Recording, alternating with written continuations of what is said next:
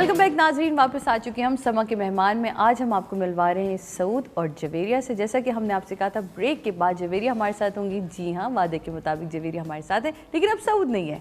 हमने जान कैसा किया है, क्योंकि अब जानेंगे जवेरिया से कुछ दिल की बातें, कुछ राज उगलवाएंगे। तब तक सऊद चेंज कर आते हैं। वेलकम करते हैं अगेन जवेरिया को। वेलकम।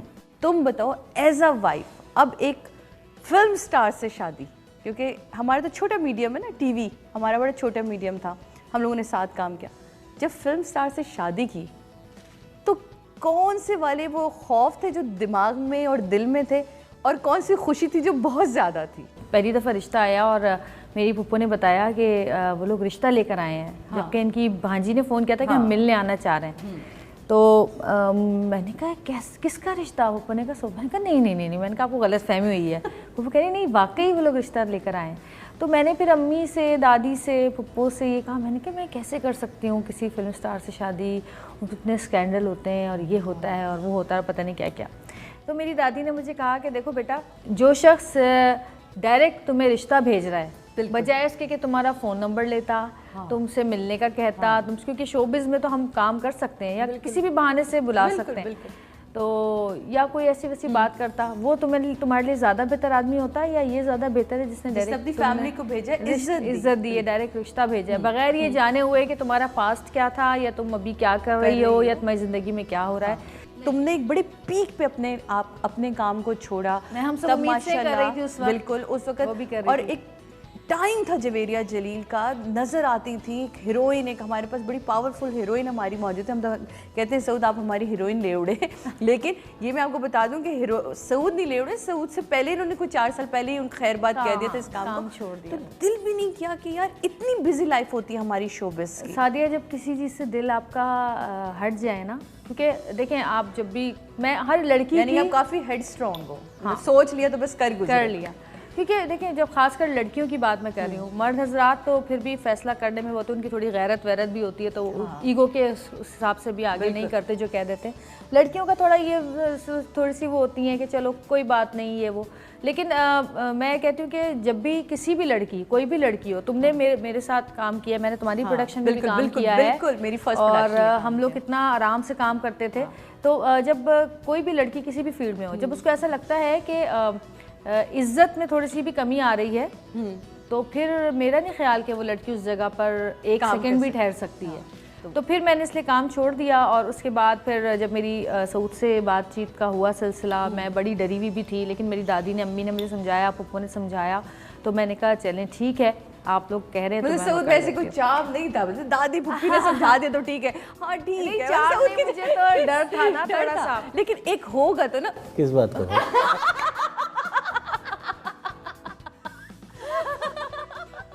वैसे अब ये जानेंगे, लेकिन हम जानेंगे नहीं, लेकिन हमें ये कुछ दिल की बातें जानने के डर बहरहाल होता है ना। फिर मेरी इंडस्ट्री स्टार्टअप आप लोग हमारे लिए, लड़कियों का, खवातीन, रीमा, मीरा, कितनी सारी औरतों का ये वो सारे डर जो मैंने आपसे पहले पूछे थे, देखे ना। तो ये नहीं, मैं बताऊंगी, चुप हो जाए, मेरी बारी है। तो फिर इन्होंने मुझे खुद फोन पे ही सब कुछ बता दिया कि भाई वो मेरा कोई ऐसा कुछ भी नहीं था, और मैं बदनाम ज्यादा था, ऐसा कुछ भी नहीं था, और आप जाके किसी से भी पूछ सकती हैं। खवातीन, मैं आपको नंबर दे देता हूँ जिनके भी बोले। फिर अच्छा, रेशम की एक बात थी कि रेशम ने इनके बारे में मुझसे एक बात की। रेशम ने कहा कि सऊद वो वाहिद इंडस्ट्री का लड़का है जो कि बहुत इज्जत करता है औरतों की, हाँ, और अगर कभी उसका कोई ऐसा अफेयर भी होता है तो किसी को कानों कान पता भी नहीं होता ना, वो चीख के बोलता है ना, वो शो मारता है। और मेरा तो बड़ा अच्छा भाई है, और मैंने तो बहुत, इसने हमारे साथ बहुत हमारा ख्याल रखा है, बड़े हमारे काम किए। तो खैर इन्होंने मुझे फ़ोन पे सब कुछ बता दिया। मैंने कहा कि ठीक है, मैंने ट्रस्ट किया इन पर। मैंने, मेरा जो बाजी था मैंने इनको बताया, इनका जो था सब कुछ इन्होंने मुझे बताया। और फिर उन्होंने कहा कि भाई अगर मेरी ज़िंदगी में कोई होता तो आज आप नहीं आती, बिल्कुल वही मेरी ज़िंदगी में होता, आप नहीं होती।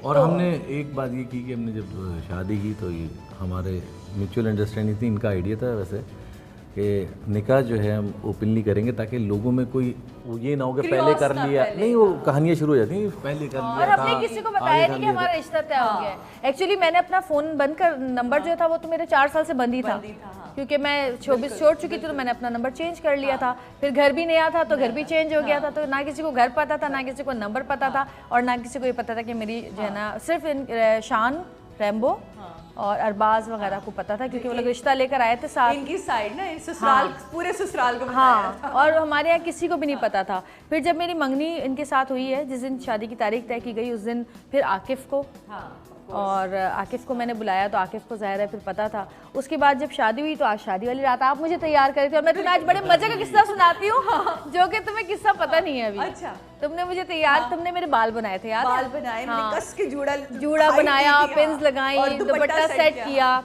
जब शादी हो गई तो शादी की रात पिने ही नहीं खत्म हो रही, पिने ही नहीं खत्म हो रही, पिने ही निकाले भैया, कोई 100 से भी ज्यादा पिन्स मेरे सर पे ना खत्म ही ना हो। सोचने का ये किसने दुश्मनी की है आज आपके साथ, मुझे लगता है सुबह तक पिने ही निकालते रहेंगे हम लोग। मैंने कहा ये सादिया ने किया है।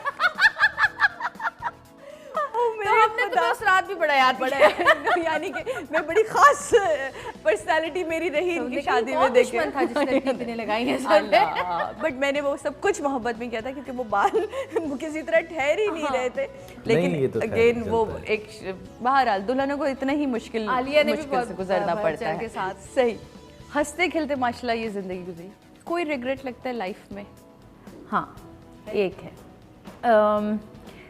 मेरी दादी, तुम्हें तो पता ही है, तुम तो मिली हो, और दादी ने हमेशा मेरे लिए बहुत दुआएं की है।